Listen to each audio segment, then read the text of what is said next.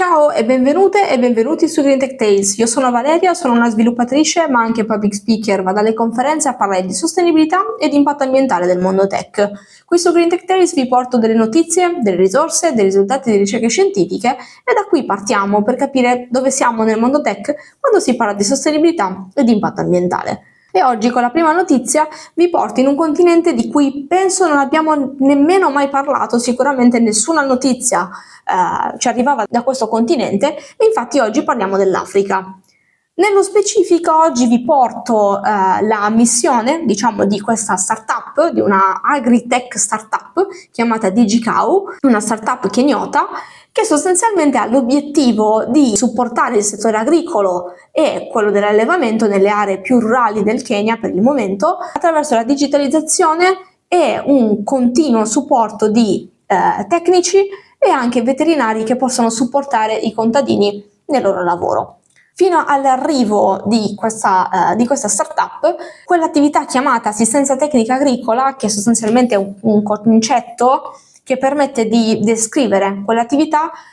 e quell'insieme di servizi che vengono dedicati a trasferire conoscenze, nuove tecnologie, innovazioni, eccetera, da parte degli enti di ricerca direttamente a agricoltori e in generale comunità rurali.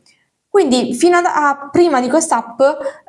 questa attività veniva fatta singolarmente da persone che fanno parte di appunto enti di ricerca, ma questa startup si pone l'obiettivo di colmare tutti quei lati negativi che una assistenza tecnica classica si porta dietro. Il primo tra questi è l'assistenza continua, infatti l'assistenza classica non prevede un'assistenza 24 ore su 24, cosa che invece la startup sta provando a mettere in piedi attraverso i loro prodotti, che sono sostanzialmente delle applicazioni con diversi scopi, non ne hanno una sola, ne hanno diverse, pian piano le vedremo anche man mano che srotoliamo questa notizia.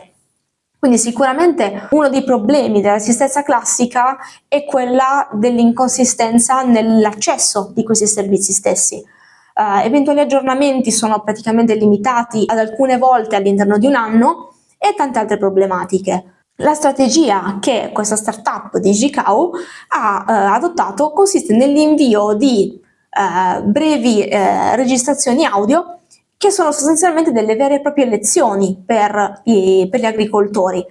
e queste micro lezioni sostanzialmente permettono alle persone di aggiornarsi da un punto di vista tecnico ma anche informativo con delle informazioni che riguardano ad esempio le previsioni climatiche o qualsiasi altro tipo di informazione che può essere rilevante sia per le coltivazioni che per i propri animali. Qualcuno di voi avrà notato che ho parlato di registrazioni audio e non video. Questo perché? Perché nelle aree più rurali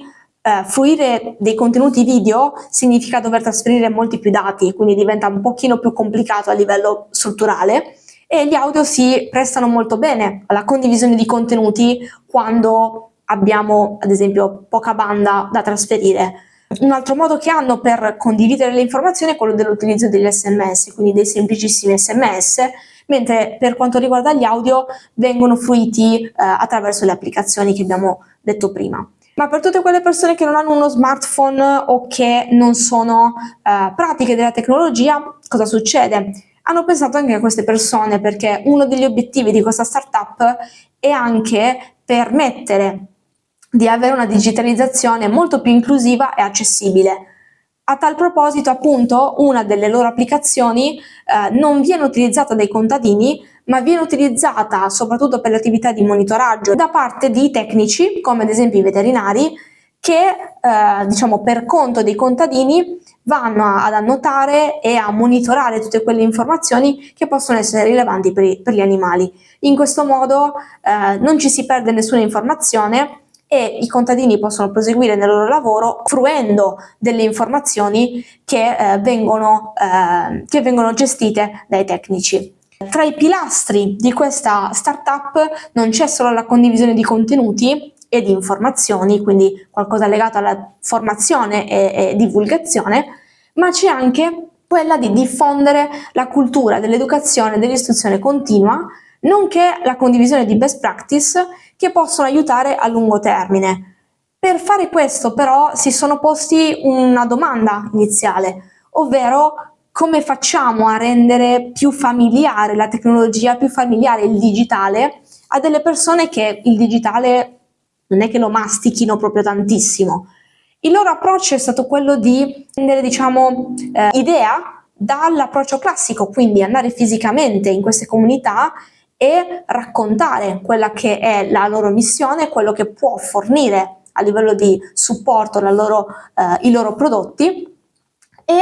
accompagnare i contadini, gli allevatori nel primo periodo attraverso appunto delle lezioni faccia a faccia e del supporto nell'utilizzo delle applicazioni. Questo supporto però non finisce solo dopo qualche settimana, questo supporto è continuativo, soltanto che nel primo periodo avviene faccia a faccia, mentre successivamente avviene sostanzialmente da remoto. E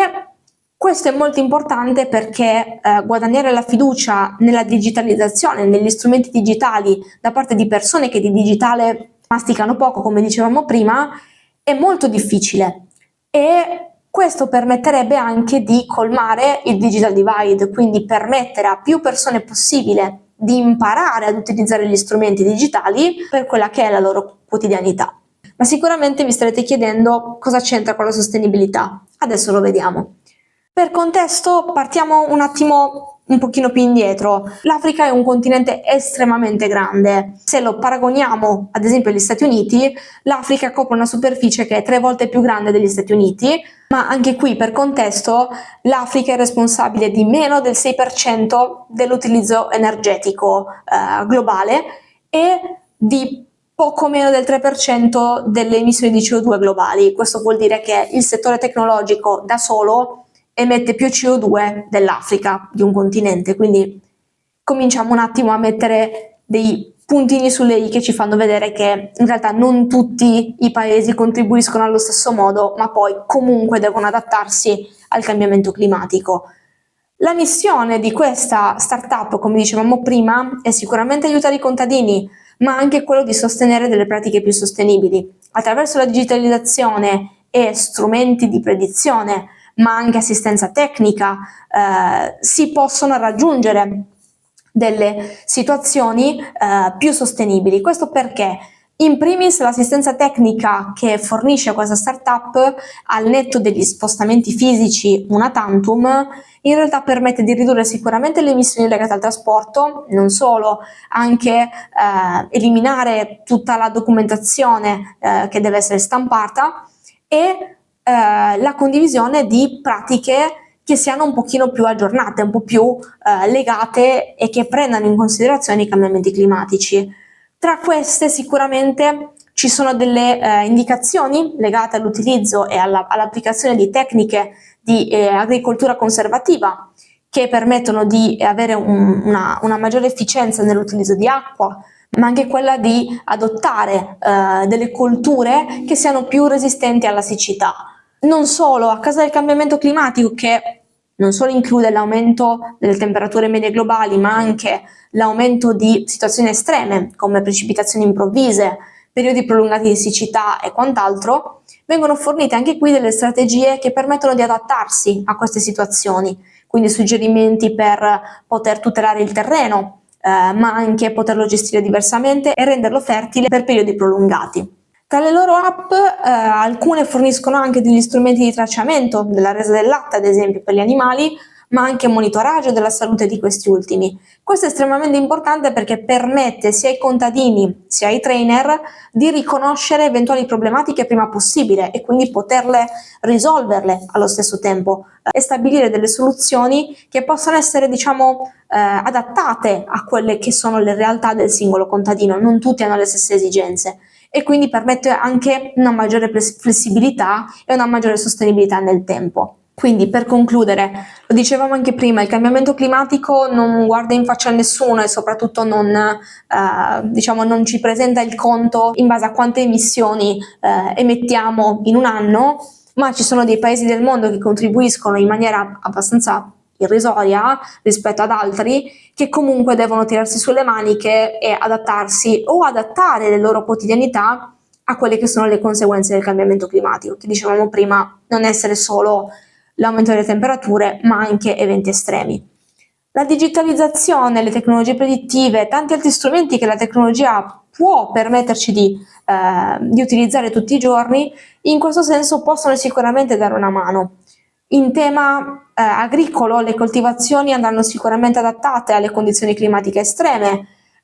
portando maggiore resilienza dei sistemi agricoli, anche applicando delle tecniche di gestione e conservazione dei terreni per poter mantenere fertilità a lungo termine, anche in condizioni ambientali avverse. Vedremo come andrà la missione di questa startup. Al momento uno degli ultimi numeri che ho trovato ci dice che questa startup ad oggi conta oltre 200.000 contadini, quindi sta andando davvero bene. Vedremo come proseguirà la loro missione. Per la seconda notizia, invece, non ci spostiamo da nessun'altra parte nello specifico, ma diciamo ci teniamo un po' sul mercato europeo, giusto per riferimento, e anzi per darvi una rappresentazione di quello di cui andiamo a parlare, vi chiedo di immaginare o di ricordare un attimo uno dei vostri cassetti di casa, che so chiunque starà guardando questo video sa di cosa sto parlando, uno di quei cassetti in cui tenete i vecchi telefoni, i vecchi smartphone. Io ricordo molto bene il cassetto dei telefoni vecchi e teniamo a mente questa immagine perché oggi parliamo sia dei costi ambientali che dei costi sociali dei nostri smartphone. Ognuno di noi ad oggi penso abbia almeno uno smartphone e più o meno dal 2007, quando hanno cominciato a prendere piede sempre di più gli smartphone al posto dei classici telefonini che ci permettevano di inviare e ricevere chiamate, inviare e ricevere messaggi, questo tipo di dispositivi ci permette di fare un sacco di altre cose, ci permette di, come sto facendo io, registrare dei video, ma anche lavorare. Alcune persone utilizzano lo smartphone per fare qualsiasi cosa e si stima che appunto dal 2007 siano stati prodotti un numero pari a circa 7 miliardi di telefoni, di smartphone. In poco più, infatti, di 2 decenni, in realtà la produzione e lo smaltimento degli smartphone hanno avuto un enorme impatto sia sull'ambiente ma anche sull'aumentare le disuguaglianze sociali. Oggi proviamo a parlare un po', infatti, dell'impatto sociale e dell'impatto ambientale di questi dispositivi. Dal punto di vista ambientale sappiamo molto bene che questi dispositivi si portano dietro delle emissioni che sono legate sia alla fase di produzione sia alla fase di smaltimento, non solo quindi alla fase di utilizzo. E i nostri dispositivi, quando vengono sostanzialmente buttati via, contribuiscono a quella categoria di rifiuti elettronici e quel problema che sentiamo parlare, di cui sentiamo parlare molto spesso, che viene categorizzato come e-waste, ed è un problema che ad oggi sta diventando sempre più importante da affrontare. L'impatto che però i nostri dispositivi hanno non è solo sull'ambiente, ma è anche legato a delle questioni sociali, di cui in realtà si parla molto poco. La prima e la più importante, diciamo, è quella che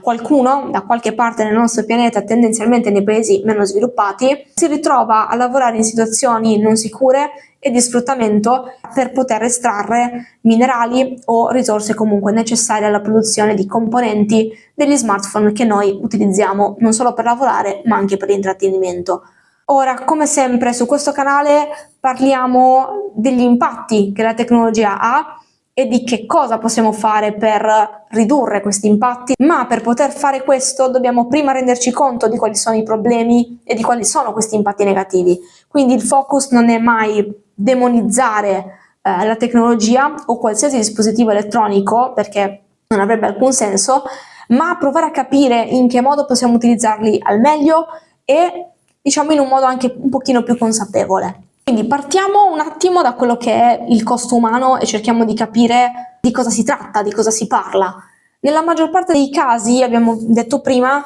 che il ciclo di produzione degli smartphone comincia nei paesi in via di sviluppo. Uno dei paesi in cui avvengono la maggior parte di queste attività di estrazione dei minerali è la Repubblica Democratica del Congo, quindi sostanzialmente torniamo un attimo indietro al continente della notizia precedente. Qui le miniere sono spesso controllate da gruppi armati o da milizie violente e indipendenti. Questo va da sé che non ci porta sicuramente a dover immaginare delle condizioni di lavoro troppo sicure, ma anzi sono condizioni molto spesso allarmanti, non solo da un punto di vista di remunerazione, ma anche proprio di condizioni di lavoro. Spesso infatti ci sono anche delle problematiche legate alla sicurezza. Perché la Repubblica Democratica del Congo? Perché innanzitutto ha una ricchezza estrema di minerali, infatti si stima che circa il 70% delle esportazioni globali di minerali e di cobalto arrivano proprio dalla Repubblica Democratica del Congo. E questo, settore è responsabile, contribuisce fino a oltre il 95% dei guadagni delle attività di esportazione di questo paese. Tuttavia queste attività spesso sono legate a attività illegali che vengono effettuate al di fuori del paese, per cui quello che noi possiamo pensare possa essere un settore che dà un enorme beneficio a livello economico,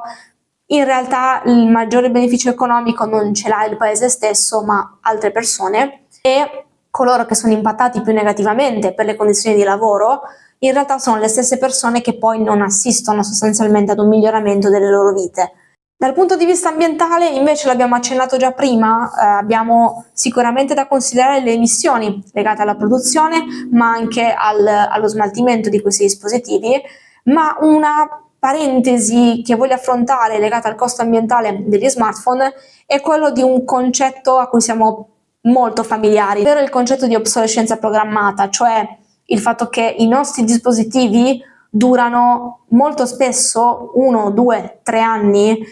difficilmente arrivano ai 5 anni di utilizzo, e questo in realtà è qualcosa per cui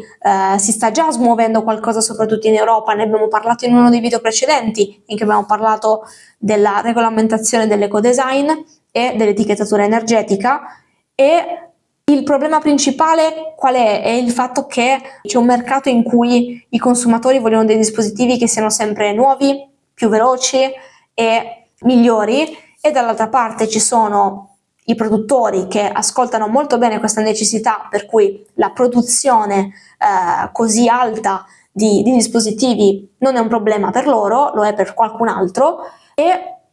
infatti per chi è questo problema è per sicuramente tutti quei paesi in cui questo tipo di dispositivi viene poi buttato via. Ci sono infatti una serie di testimonianze e ricerche che ci permettono di conoscere quello che è il destino poi dei dispositivi che non vengono smaltiti, ovvero finiscono in discariche dove, nel peggiore dei casi, in realtà le componenti chimiche che fanno parte dei nostri dispositivi vanno a finire in falde acquifere, dove poi creano dei problemi non solo alle persone, ma anche agli animali e anche alle piante. Non solo, un altro dei problemi è che il mercato di produzione di questi dispositivi ancora oggi fa utilizzo massivo di combustibili fossili, quindi anche nei processi di produzione non vengono utilizzate sicuramente delle energie rinnovabili che magari potevano anche aiutare a ridurre le emissioni legate a questa fase. Quindi sicuramente è estremamente importante la condivisione e la nascita, di